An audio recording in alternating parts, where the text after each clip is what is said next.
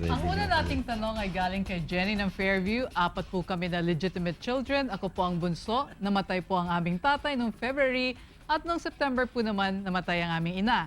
Ang naiwan po nilang property ay ang family house pero wala po silang naiwan na last will and testament. Sa kasalukuyan po ang nakatira doon ay ang kapatid kong panganay at ang pangatlo. Nag-aalala po ako na baka tumangging umalis sa bahay ang dalawang kapatid ko. Ang tanong ko po, totoo po ba yung sinasabi sa akin ng iba na sa bunso dapat mapunta ang property? At kung hindi po, mayroon pa din po ba akong parte doon at paano ko po yun makukuha? Salamat po. Oo naman. Hindi Oo. pwede. Hindi pwede. Hindi pwedeng sa kanya Pupunta lahat. lang sa bunso. No, hindi.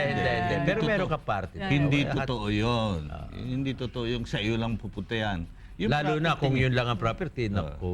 Yung property yun ay pupunta sa inyong 4 na magkakapatid. No?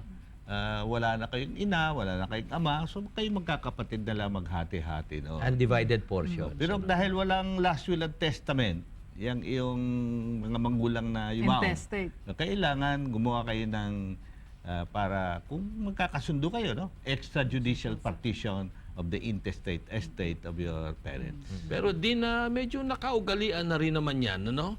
Na sinasabing Kultura eh. kultura, no? Itong bahay na ito, kibunso.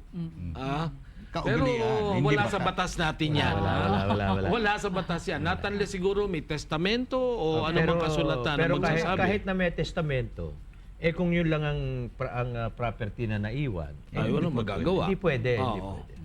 Okay.